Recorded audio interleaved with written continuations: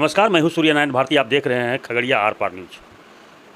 आज जिला कांग्रेस कार्यालय में प्रेस वार्ता करते हुए जिला अध्यक्ष भानु प्रताप उर्फ गुड्डू पासवान ने कहा कि केंद्र की सरकार जुमलेबाजों की सरकार है और देश की जनता को केंद्र की सरकार ने गुमराह कर वोट समेट कर वह पुनः गद्दी पर बैठ गया है। उन्होंने कहा कि जिस तरह प्रधानमंत्री 2 करोड़ युवाओं को नौकरी देने की बात कही है वो अभी तक झूठा साबित हो रहा है। और इतना ही नहीं, उन्होंने यह भी कहा कि गैस की बढ़ती कीमतों पर जो 200 रुपया केंद्र सरकार द्वारा कम कर दिया गया है वह फिर चुनाव के बाद 1400 भी हो सकते हैं। तो आइए हम सुनते हैं जिला अध्यक्ष गुड्डू पासवान उर्फ भानु प्रताप से क्या कुछ कहते हैं। प्रिंट मीडिया, इलेक्ट्रॉनिक मीडिया के पत्रकार बंधुओं का जिला कांग्रेस कमेटी खगड़िया के कार्यालय में स्वागत है।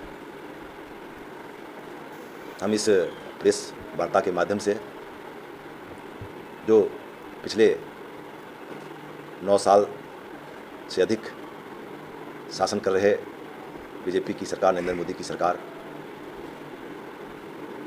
जो इस देश में जन विरोधी कार्य कर रहे हैं, किए हैं, उसके बारे में आप लोगों से कुछ कहना है। सबसे पहले सबसे बड़ा मुद्दा देश के लिए महंगाई है और इस महंगाई को नियंत्रण करने के लिए मोदी सरकार आज तक कोई ठोस कदम नहीं उठा पाई है।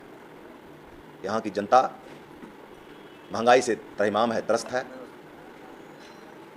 आप देखिए कि 2017 यानी 2016 से ही प्रधानमंत्री उज्ज्वला योजना का शुरुआत हुआ और 2016 में जो कहा गया है कि देश की जो महिलाओं को 8 करोड़ महिलाओं को हम मुफ्त में रसोई गैस उपलब्ध करा रहे हैं, ये सरासर झूठा था।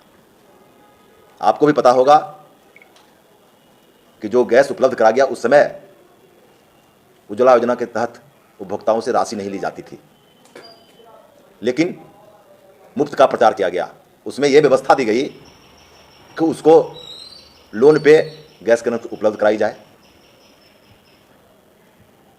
और गैस का पैसा और चूल्हा का रुपये उसको उसके गैस के उठाव पर, यानी गैस के रिफिल के उठाव पर उसका जो सब्सिडी है उससे उसका समायोजन किया जाए।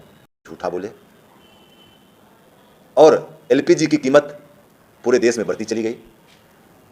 जब अंतर्राष्ट्रीय मार्केट में कच्चा तेल की कीमत घटती जा रही थी और हमारे देश में पेट्रोलियम प्रोडक्ट की कीमत बढ़ती जा रही थी। ये देखने और समझने का चीज़ है, जानने का चीज़ है, चूँकि सब लोग उसका उपयोग करते हैं। 5,000 करोड़ माफ किए हैं सेम डे। आप किसी भी सामान की वस्तु का आप 5 बार दाम बढ़ाते हैं, जिसकी कीमत 700 था उसको 1200 आपने कर दिया और 200 रुपया घटा के आप क्या सस्ता पॉपुलरिटी लेना चाहते हैं? चूँकि इस राज्य में, इस देश में 5 राज्य का चुनाव होने जा रहा है और अगले 2024 में लोकसभा का चुनाव है। इनका देखा इधर विपक्षियों का जो गठबंधन बन रहा है वह देश का सबसे बड़ा गठबंधन है।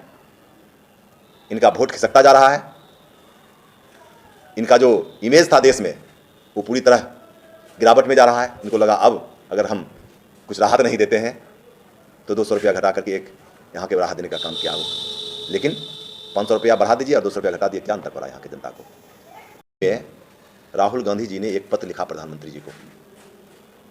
अब पत्र में स्पष्ट उन्होंने किया जो कोरोना का महामारी हिंदुस्तान में प्रवेश करने वाली है उसके लिए केंद्र सरकार ठोस कदम उठाए, लेकिन उन्होंने इस पर ध्यान नहीं दिया और उनके इस पत्र को मजाक बना करके दुष्प्रचार करने का भी काम किया। तो उसके लिए कोई उपाय नहीं किए।